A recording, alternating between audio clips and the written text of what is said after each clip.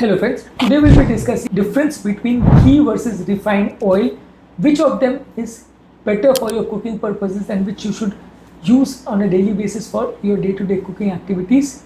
Both have different health effects, both have different nutritional benefits and risks. So let's discuss which of them is better for your everyday cooking. Before we go to the topic, I would request the people who are new to my channel to subscribe to my channel, like the videos, comment on the videos and to share the videos in social media if possible. Without wasting any time, let's dive into the topic. Ghee, known as clarified butter, is rich in healthy fats. It contains saturated fats, omega-3 fatty acids, monounsaturated fatty acids, which is important for your brain health and your overall heart health. There is a controversy about the role of saturated fats in the causation of coronary artery disease, but significant number of studies have not shown such amount of detrimental effect of saturated fats on the causation of coronary artery disease. That is why it might be considered relatively safe to consume saturated fats until and unless you do not consume it in excessive quantities. Most of the times we recommend the people to consume minimum amount of ghee or oil, whatever you are consuming, because it's a very energy dense product and our body does not require excessive amount of this product on a daily basis. But if at all you are choosing between ghee or between vegetable oil, in this regard ghee might be a better choice. It is usually stable at a high temperature. That is why for cooking at high temperature of almost 250 degrees Fahrenheit also it might be okay. The smoke point is around 250 degrees centigrade or 482 degrees Fahrenheit. So for frying and deep frying it is okay. It is good for your digestion and for gut health. It contains butyrate, which supports your gut lining and reduces your overall body inflammation. It is very rich in fat soluble vitamins like vitamin A, D, E, K, which is important for immunity, bone health and your vision. It is lactose free because the ghee gets clarified, so it removes the milk solid, so lactose intolerance patient can also tolerate it better. In moderate amounts it might reduce your body weight also because it promotes your satiety, and that is why excessive hunger is not seen. That is why you might feel more full and consume less amount of carbohydrates, which are more fattening food products. That is why it might be beneficial in moderate quantities for weight loss also. But the problem is that it contains saturated fats, and as we have known that saturated fats increase the LDL cholesterol. That is why it might be detrimental.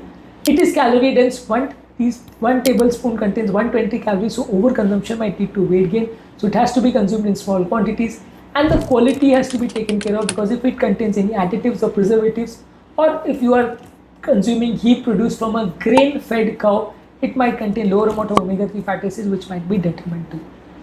Vegetable oil like sunflower oil, soybean oil, canola oil, palm oil are affordable, easily available, can be preserved in your home for a long time. They are having a good shelf life. They do not alter the taste of the food. They have a very low amount of smell. That is why, unlike ghee, the taste and flavor of the food might not be significantly altered. They are high in unsaturated fats. They are considered to be more healthy for cardiovascular disease patients. But the problem with them is the amount of omega-6 fatty acids which are associated with inflammation, which might lead to more amount of heart attack, stroke and other inflammatory problems.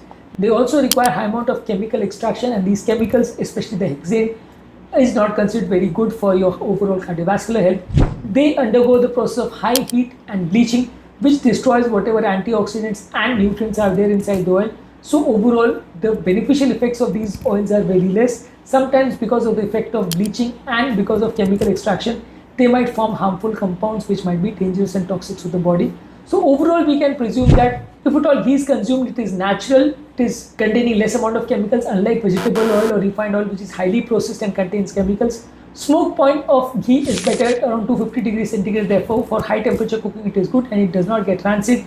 Unlike refined oil, which has a lesser temperature resistance and it can get rancid at 180 to 230 degrees centigrade. Ghee contains more amount of fat soluble vitamins like vitamin A, D, E, K, while seed oils or vegetable oils usually do not contain any vitamins. Usually for heart health, it might be good to consume ghee in moderate quantities. Vegetable oils might increase the omega-6 fatty acids, which might lead to more inflammation. That is why out of these two, for cardiovascular health, we might prefer ghee as a better alternative as compared to refined oils.